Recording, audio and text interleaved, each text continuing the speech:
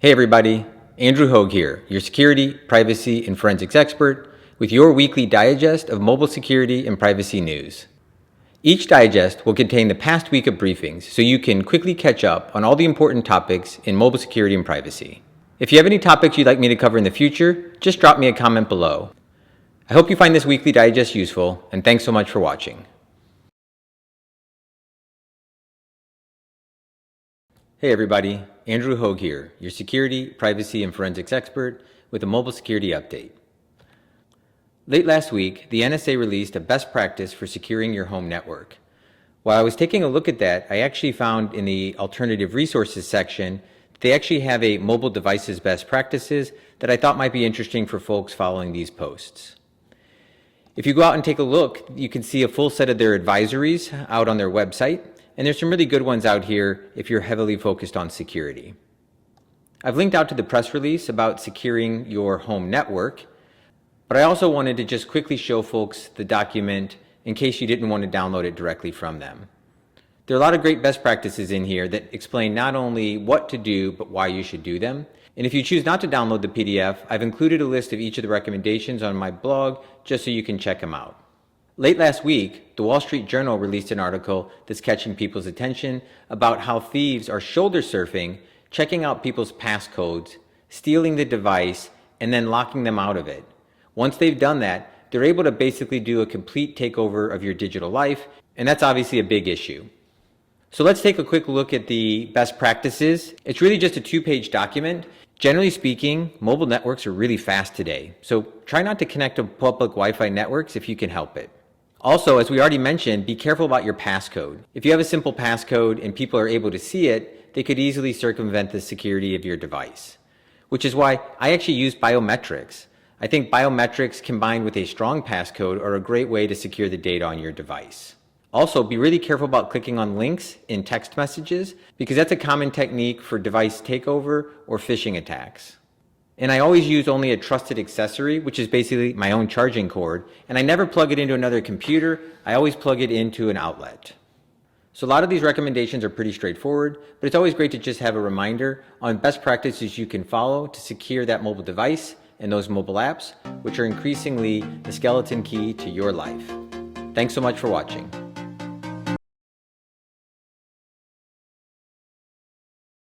Hey everybody, Andrew Hogue here, your security, privacy, and forensics expert with a mobile security briefing.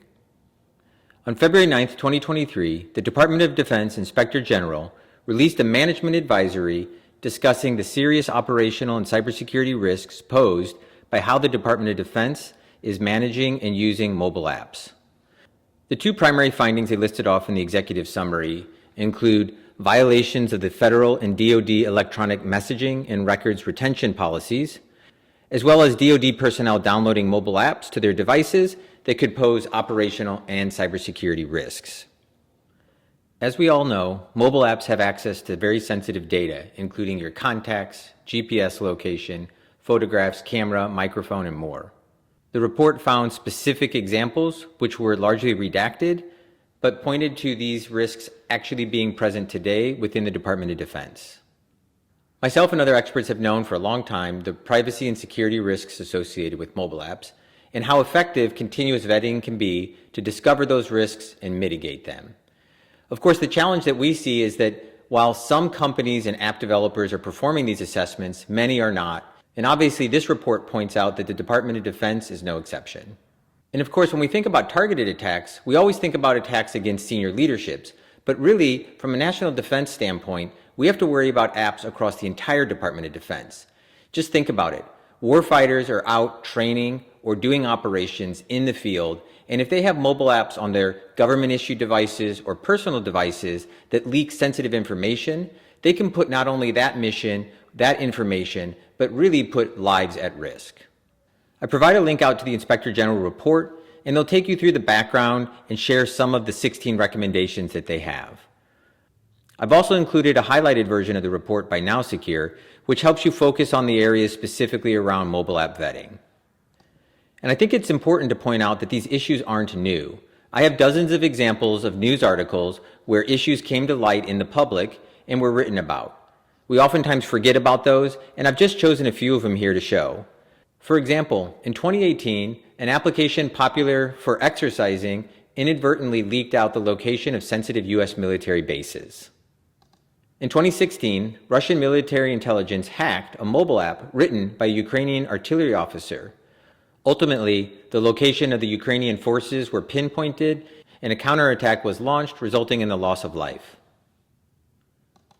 In 2017, we again saw the Russians attack mobile apps. In this particular instance, they used drones and flew them over troop deployments to then collect intelligence from the mobile apps that the soldiers had on their devices.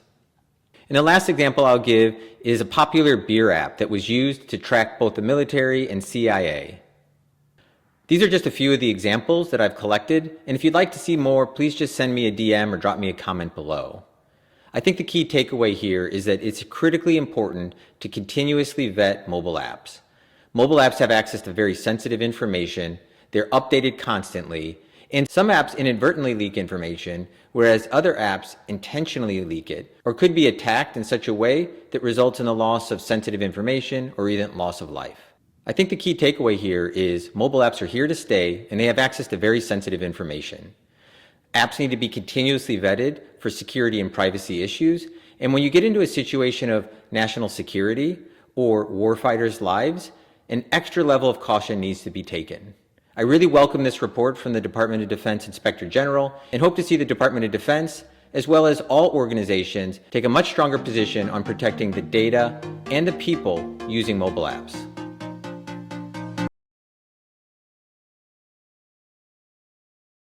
Hey everybody, Andrew Hogue here, your security, privacy, and forensics expert with a mobile security briefing. Today I'd like to talk about some amazing research by Sam Curry, a web application security researcher, and a group of friends that they posted back in January of this year. They uncovered vulnerabilities using the Hyundai and Genesis mobile apps that allowed them to do a full remote takeover of vehicles and take over the full account as well. If you'd like to keep up to date with these topics, you might want to follow Sam on Twitter. He's got a lot of great content out there. And also on his website, where he has these really amazing blogs. If you take a look at the blog he posted about vulnerabilities in automotive apps, it's really incredibly extensive. You can flip through and see each of the particular finding summaries and screenshots of different portals they've accessed. If folks are curious how researchers perform this work, they give a really great rundown in the Twitter thread, and here's just a quick summary of how they accomplished it. First of all, they proxied all of the mobile app traffic through Burp Suite so they could get a sense of what was happening. They ended up finding an interesting endpoint that included both the email on every request as well as the VIN number. And then they did a bit of fuzzing to try to understand, could they potentially manipulate that email and use it to gain access to the account. And what they found was the regex that the developer was using to validate an email actually allowed for control characters like carriage return and line feed. And then they finally noticed that registration didn't require the user to confirm their email address. Armed with that information, they were able to put together an attack that allowed them to register a new device and then perform different actions against that device, including unlocking the doors, starting and stopping the engine, updating the PIN, honking the horn, and much more. I also thought it was pretty cool because somebody called him out on Twitter saying, hey, you really shouldn't be doing this kind of research without permission. And not only did he acknowledge that that's not the right way to do research, but he mentioned it was part of a coordinated vulnerability disclosure program, and he had no expectation of receiving a bounty. So really, Sam and his friends were just doing this to try to make the world a bit safer. I really love this kind of research because not only is it impressive and inspiring, but again, it made everybody a little bit safer. And they did it right by doing a coordinated disclosure with the vendors and getting it fixed before they published it. And if you just look at the sheer volume of what they were able to accomplish over the period of a couple of months, it's really staggering. Just Sam and a couple of friends probing different systems to see how they work. And I think that's a real call out to different mobile app developers and enterprises that use mobile apps. You can't just casually throw these things out there. People can look at that code, look at how your traffic flows, and use that to potentially attack the app, attack your customer, and make the world a little bit less safe. Thanks so much for watching.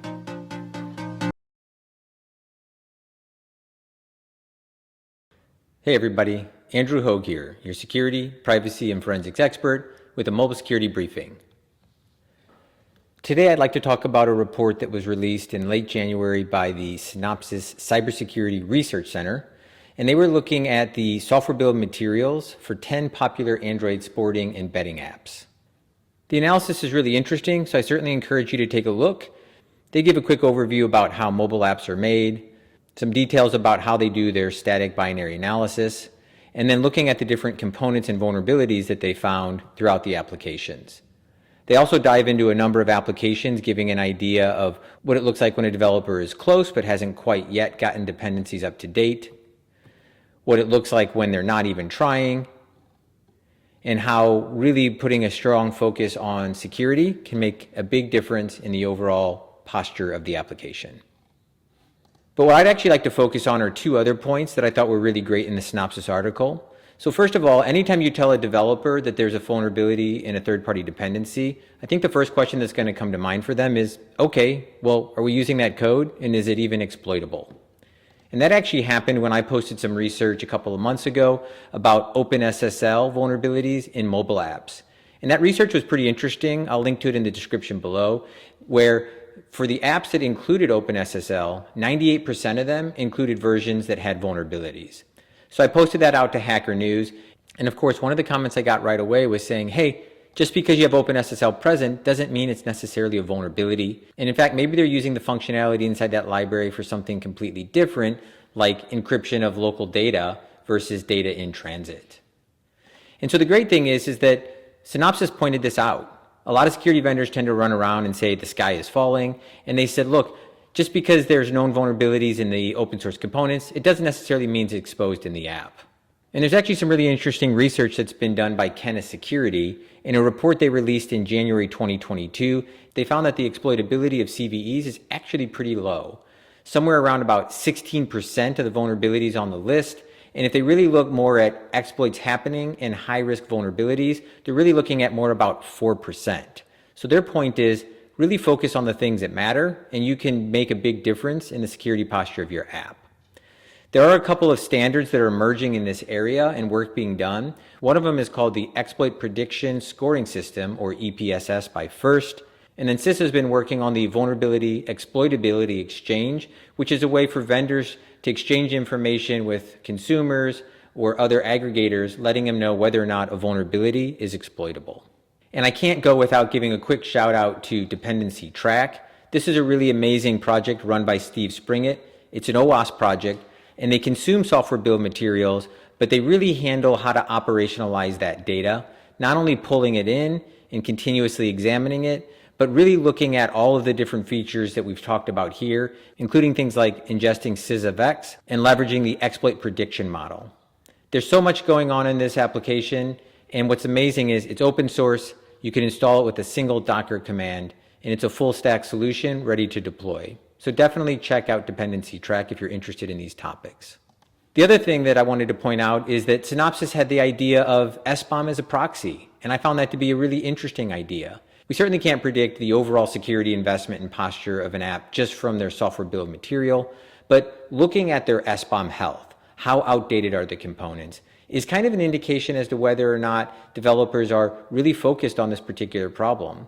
And one of the things about software bill of materials and software supply chains is there's actually a lot of free tools out there that they can leverage to understand the software supply chain and even automatically make updates if there are vulnerable versions out there. Services such as GitHub Dependabot or Renovate help developers do this. And it's certainly not a slam dunk that these techniques always work, but if there are some great tools out there that have automation and developers aren't even using those, then I would probably suspect that cybersecurity isn't a major focus for them. The minute you deploy any software, you incur security debt. This is a responsibility you as a developer or an enterprise have.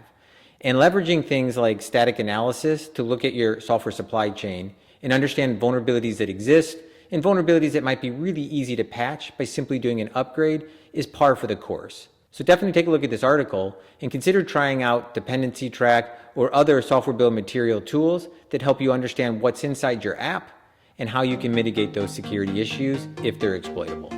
Thanks so much for watching.